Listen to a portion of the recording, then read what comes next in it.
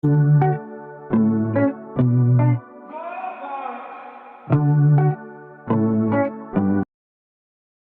31. Ayo bekerja denganku. Tidak lama kemudian terdengar suara tawa yang menggelegar. Mendengar suara tawa ini, sekujur tubuh Tony langsung gemetar. Wajahnya juga berubah pucat. Zaiden Zhou mencoba melihat siapa pemilik suara itu. Ternyata itu kakek Hu yang ditemuinya di pesta malam waktu itu. Tuan Zhou, aku tidak menyangka bisa berjumpa denganmu di sini. Kamu masih ingat aku? Tubuh kakek Hu tinggi besar. Ia tertawa kencang sambil berjalan ke arah Zaiden Zhou. Ia kemudian mengulurkan tangannya. Kakek Hu. Zaiden Zhou menyambut uluran tangan itu dengan mantap. Kevin, ada apa ini? Melihat suasana ruang istirahat, kakek Hu langsung bisa menebak barusan telah terjadi sesuatu yang tidak baik di situ. Rautnya berubah dingin. Kakek Hu. Kevin langsung menunjuk Tony tanpa ragu. Dalam sekejap suasana ruang istirahat seperti berubah jauh lebih dingin. Zaiden Zhou menatap kakek Hu bingung. Ia tidak menyangka orang ini punya karisma yang segitu besar. Kamu Tony. Kakek Hu mendengarkan penjelasan Kevin dengan dingin. Ia kemudian menatap Tony tajam sekali. Kakek Hu, ini semua salah paham. Tony mana tahan dengan tekanan kakek Hu. Ia langsung berlutut di lantai sambil menunduk ketakutan. Salah paham, Kevin. Kakek Hu mendeham dingin langsung memanggil Kevin. Kevin langsung melaksanakan perintah kakek Hu dengan penuh hormat. Ia menendang-nendang Tony dengan kencang hingga ke ujung tembok. Tony tidak bisa berdiri. Ia terbujur lemas di lantai sambil merintih tanpa henti. Zaiden Zhou melihatnya sekilas. Setidaknya pasti ada 3 tulang iga Tony yang patah. Kalian berdua juga mau dibegitukan. Kevin tidak lagi mengurusi Tony. Ia kini menatap Agnes dan Donna sambil tersenyum dingin. Kakak Kevin, mohon lepaskan kami. Kami semua cuma dipaksa ikutan, ini semua tidak ada urusannya dengan kami, sungguh. Agnes dan Donna kini terdiam ketakutan. Mereka sungguh tidak menyangka akhirnya bisa seperti ini. Tony, orang yang mereka berdua andalkan, kini sudah sekarat terbaring di samping tembok. Tidak ada urusannya dengan kalian. Begini saja, aku beri kalian kesempatan saling menamparkan satu sama lain. Nanti, ketika Tuan Zhou berteriak berhenti, kalian baru boleh berhenti. Mereka berdua mulai saling menamparkan satu sama lain sambil sesekali diiringi suara tangisan. Tuan Zhou, karena mereka mengganggu kamu, kamu saja yang putuskan bagaimana membalasnya. Kakek Hu memberi hak penghakiman pada Zaiden Zhou, yang kemudian langsung kaget. Zaiden Zhou seketika menoleh pada Ted Chuan. Tuan Zaiden Zhou, lepaskan saja mereka. Toh kita tidak mengalami kerugian apa-apa. Ted Chuan adalah orang yang selalu berbesar hati. Ia tidak pernah terpikir untuk menyakiti orang lain, sekalipun bila orang itu yang mencari masalah. Ia tidak ingin melihat sesuatu yang tragis di tempatnya berdiri sekarang. Kakek Hu, aktor utama hari ini adalah teman baikku ini, Ted Chuan. Karena ia berkata begitu, maka aku melepaskan mereka, ujar Zaiden Zhou tegas. Mendengar keputusan Zaiden Zhou ini, Agnes, Donna, dan anak-anak buah Tony lega. Mereka langsung ingin berterima kasih pada Zaiden Zhou. Tetapi, hukuman lainnya tetap harus ada. Laporkan polisi, kirim mereka ke kantor polisi. Menurutku hukuman 10 tahun penjara cukup sebanding dengan tindakan merampas uang 600 juta. Agnes, Donna, dan anak-anak buah Tony langsung terkulai lemas. Haha, tidak perlu hiraukan mereka lagi, Tuan Zhou. Aku ke lantai 2, aku traktir kamu makan, jarang-jarang nih. Kakek Hu tertawa keras. Ted Chuan, Nona Ye, ayo ikut. Zaiden Zhou menerima ajakan itu. Ia dalam hati menebak kakek Hu memperlakukannya sepenting ini tidak mungkin murni hanya karena pernah bertemu sekali waktu itu. Setelah makan kenyang, Zaiden Zhou, Ted Chuan, dan Elfa Ye berpamitan pada kakek Hu. Dalam perjalanan pulang dari Imperial Hotel, suasana antar mereka bertiga cukup hening. Karena kejadian barusan, Ted Chuan merasa sangat bersalah. Meski ia berhasil mengambil balik uang 600 juta, ia tetap saja sudah merepotkan Zaiden Zhou. Sekalinya teringat Zaiden Zhou tadi menyuruh orang datang membawa uang, hatinya langsung terenyuh.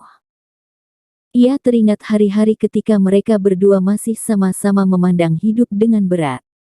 Sekarang Zaiden Zhou sudah jadi tokoh besar, sementara dirinya masih tetap jadi satpam. Ia merasa rendah diri. Tuan Zaiden Zhou, aku. Wajah Ted Chuan penuh penyesalan. Sudahlah, Ted Chuan. Jangan bicarakan ini lagi. Kamu ingatkan kita bersahabat baik. Zaiden Zhou tertawa pelan sambil meneluk-nepuk pundak Ted Chuan untuk menenangkannya. Omong-omong, Ted Chuan, kamu masih mau tetap jadi satpam. Topik berubah. Kali ini raut wajah Zaiden Zhou sangat serius. Kalau tidak jadi satpam memang jadi apa lagi? Ted Chuan terdiam. Ted Chuan, ayo bekerja denganku. Tatapan Zaiden Zhou dipenuhi sukacita dan semangat. Zaiden Zhou tahu, ia tidak bisa hanya mengerjakan proyek whitening and anti-aging faktor saja. Tidak peduli untuk mengelola aset-aset keluarganya atau mengontrol satuan-satuan kerja yang ia pimpin ke depannya, ia butuh orang yang bisa diandalkan. Artikel 32 of 803. Bab 32 Pinjam orang. Hailey Xie mengambil ponselnya dan membalas pesan Steve Chen. Hailey Xie bagaimanapun juga sudah merobek kertas kerjasama Joyous Cosmetic Corp dan Outstanding Corp. Itu artinya kerjasama keduanya terhenti. Agar Joyous Cosmetic Corp bisa tetap eksis, Hailey Xie harus secepat mungkin mencari investor baru. Setelah berpikir sejenak, di hadapan tatapan bingung Ibu Xie, Hailey Xie memutuskan pergi ke tempat yang disebutkan Steve Chen. Tetapi ketika meninggalkan kompleks apartemen, Hailey Xie tidak sadar, tidak jauh dari sana ada bayangan yang perlahan-lahan mendekatinya. Tuan Zaiden Zhou, itu Nona Xie bukan?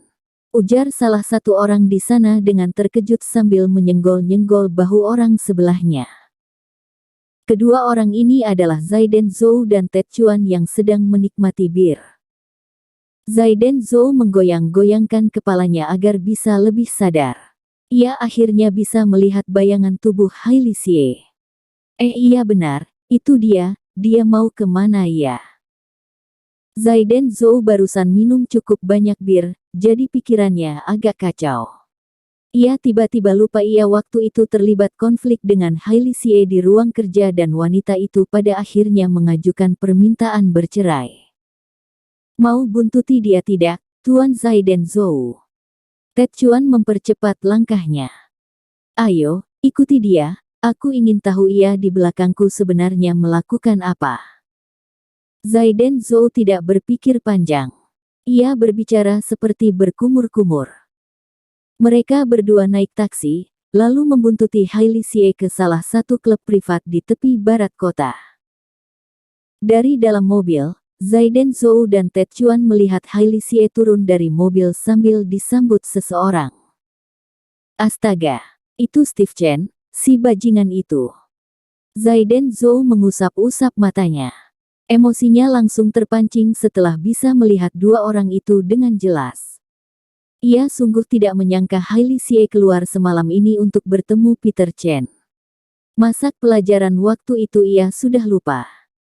Tuan Zaiden Zhou, si Peter Chen itu pasti punya niat tidak baik. Seru Ted Chuan.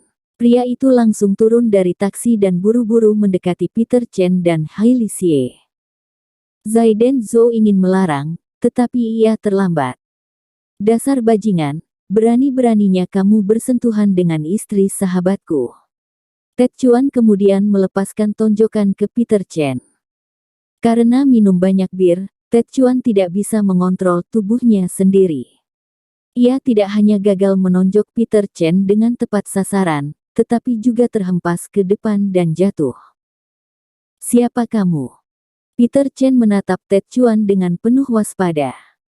Ted Chuan. Sementara Hailey Xie langsung mengenali Ted Chuan. 3 tahun belakangan, Ted Chuan sering pergi minum bersama dengan Zaiden Zhou. Hailey Xie beberapa kali menjemput Zaiden Zhou yang teler akibat minum terlalu banyak, jadi ia cukup familiar dengan Ted Chuan.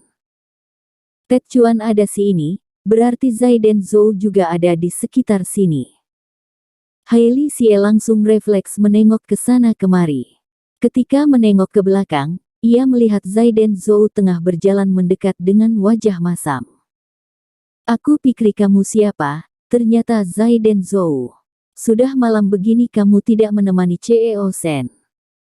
Melihat Zaiden Zhou, Peter Chen langsung tersenyum dingin dan sengaja mengungkit-ungkit nama Carina Shen.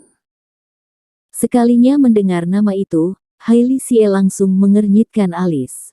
Tatapannya berubah jadi jauh lebih dingin. Zaiden Zhou, kamu membuntutiku? Tanya Hailey Xie dingin. Ia tidak percaya ini hanya kebetulan. Melihat penampilan Zaiden Zhou dan Ted Chuan, ia bisa dengan yakin menyimpulkan mereka membuntutinya. Ada apa memangnya?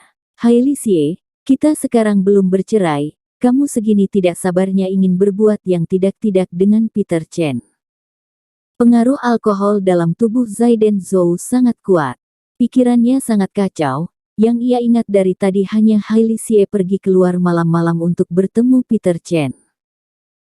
Setiap kali berjumpa pria yang 3 tahun ini terus merecoki pernikahan dirinya dengan Hailey Xie, Zaiden Zhou selalu merasa terancam. Sebagai seorang pria yang penuh gairah, Zaiden Zhou kali ini sungguh tidak bisa menahan kemarahannya. Ia memaki Hailey Xie. Suasana antara mereka semua langsung hening dalam sekejap. Peter Chen tidak berkata apa-apa. Ia hanya menatap Zaiden Zhou dengan datar. Sementara itu, Ted Chuan, yang akhirnya berhasil berdiri, berjalan ke samping Zaiden Zhou dan menatap Peter Chen dan Hailey Xie. Hailey Xie sendiri juga terdiam.